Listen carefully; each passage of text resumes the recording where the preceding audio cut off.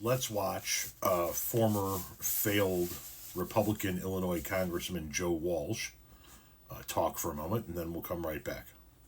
It's too easy to have fun with this, but Michael, this is scary shit, pardon me, on a Sunday morning. And Lindsey Graham there, a United States Senator, you don't joke about that. Right. Trump's what, 78, 79 years old? I have no doubt that if Trump could, he would try to run again. I think, Michael, the biggest failure of all of us during this Trump era has been the failure of imagination. We have not imagined how bad and how low he'd go. He tried to overthrow an American election 4 years ago. I have no doubt that he could try to stop the midterm elections. If he's physically able, he may try to run again in 28. This is really scary. It is scary, Eugene. Everything former Congressman Walsh said there is accurate. You don't joke about running for a third term when you know it's unconstitutional. You don't joke about trying to usher in an era of dictatorship. And I find it incredibly odd that Joe Walsh, of all the people in the world, is saying it. See, Joe Walsh is another one of those opportunistic scumbag Illinois Republicans. Just like Adam Kinzinger, right? Joe Walsh was all in for Donald Trump until Donald Trump lost.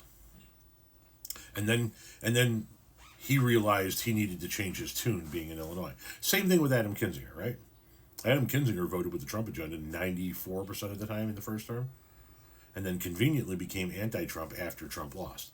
The fact that Trump climbed back up to the pinnacle is irrelevant at this point in time. They staked their ground after Trump lost because they wanted to be successful in some form in the state of Illinois, and they couldn't do so being Trump lunatics. You want to know what else is scary, Walsh? You want to know what else you don't joke about? You want to know why he was able to get people to go and try and overturn an election? Because of people just like you, who just prior to the 2016 election said, on November 8th, I'm voting for Trump. On November 9th, if Trump loses, I'm grabbing my musket. You in? You're part of the fucking problem. You've been part of the problem. You're opportunistically anti-Trump now because it gets you ratings in a blue state. Adam Kinzinger is opportunistically anti-Trump now because he can't get elected in Illinois if he continued to be a Trumper, if he continued to support that agenda. You're one of the very first people to talk about an uprising, an armed uprising in this country if Trump lost an election fair and square.